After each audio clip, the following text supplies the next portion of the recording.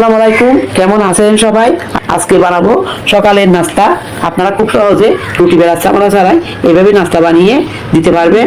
বাচ্চাদের টিফিনে সকালের নাস্তায় খুব সহজে পরিবেশন করতে পারবেন। বাচ্চারা খুব পছন্দ করে। এবার একটা বাটির মধ্যে আটা নিয়ে নিচ্ছি। আপনারা চাইলে ময়দা দিয়েও এই নাস্তাটা বানিয়ে নিতে পারেন। 2 কাপ আটা নিয়েছি, লবণ দিয়েছি পরিমাণ মতো, 1 টেবিল চামচ চিনি দিয়েছি। এবার হ্যান্ড উইক্সের সাহায্যে মিক্স করে দিব। পানি দিয়ে দিচ্ছি। প্রথমে 1 কাপ পানি দিয়ে দিয়েছি, আরও প্রয়োজন হলে দিব। দেখুন আরেকটু দরকার আছে, পানি আরেকটু দিয়ে দিয়েছি। পানি 1.5 কাপ পানি লেগেছে। ব্যাটারটা এরকমই হবে। এবার একটা ফ্যানের মধ্যে তেল ব্রাশ করে নিচ্ছি। আমি আবার রুটি বানিয়ে নিচ্ছি।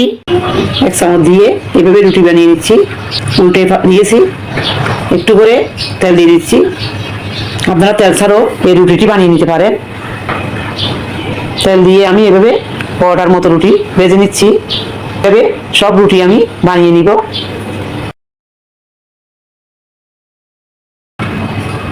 আমি সব রুটি এভাবে বানিয়ে নিয়েছি।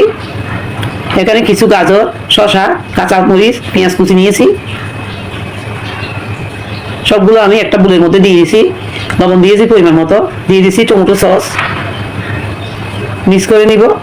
এবার রুটির মধ্যে আমি রোল আকারে বানিয়ে নিব। তবে আপনারা খুব সহজে বানিয়ে নিতে পারবেন। সবগুলো আমি এরকম বানিয়ে নিব। এই নাস্তাটি খেতে অসাধারণ হয়। একটা কেটে নিচ্ছি। দেখতে যেমন সুন্দর হয়েছে, খেতে অসাধারণ হয়েছে।